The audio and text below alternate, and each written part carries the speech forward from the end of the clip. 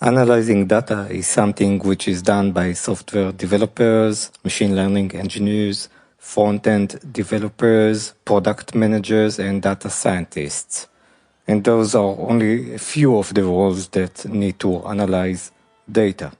Taking this into account, there is no wonder there are plenty of tools to analyze data. You can use plain SQL, you can use Jupyter notebooks or plain code, you can use the bash scripts to analyze data with tools such as grep, sed, and more. You can use Excel to analyze data. You can use any programming language to analyze data, and you can use tools such as Looker and alike to analyze data. All these tools progress and add features as users and developers need it. A recent feature which was added to Excel is the Lambda expression, or the ability to create functions in Excel. Now you may say, but we already had this ability. We could create already macros in Excel. And with macros, we could create basically any code we want. But this is not the same, because with Lambda, what we are doing is reusing the standard Excel function. So in Lambda, if you have the Excel function mid, then you can use it inside the Lambda to define a new function. And you can give this new function a name and variables and then reuse it. This is a big change for Excel.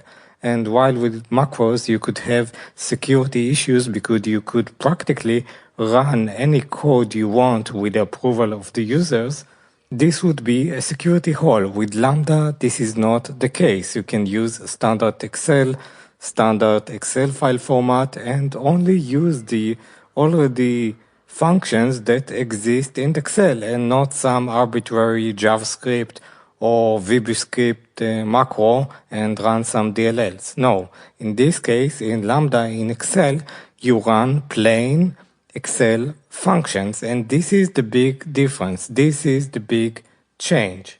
With Lambda, Excel is now said to be Turing-complete language, which means you can use Excel to write any algorithm you want, practically. In addition, for it to be Turing-complete, you need something like a jump or a loop, and indeed, in Lambda, you can achieve loops by recursion, so you can recursively recall your Lambda function.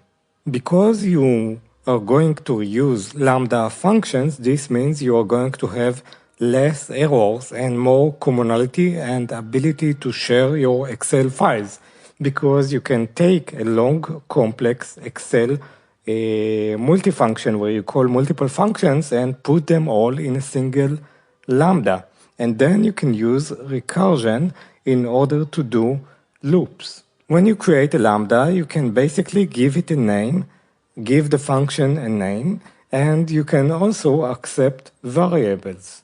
You can also accept arrays into the Lambda, which is an argument of type array, and you can also accept multiple data types into Excel. I haven't seen the Lambda yet on my local Excel on Mac, nor in the online Excel.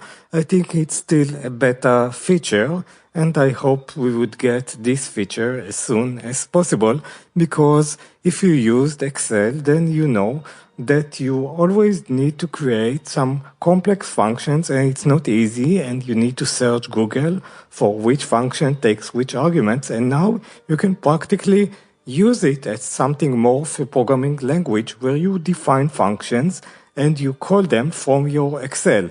I think this is a big benefit to Excel, and I think this is something that where they are raising the bar in Excel as an immediate reaction to the shift that people are trying to make into Jupyter Lab and Jupyter Notebooks, because Excel has its own many advantages. You see always the data on the screen, you manipulate the data visually.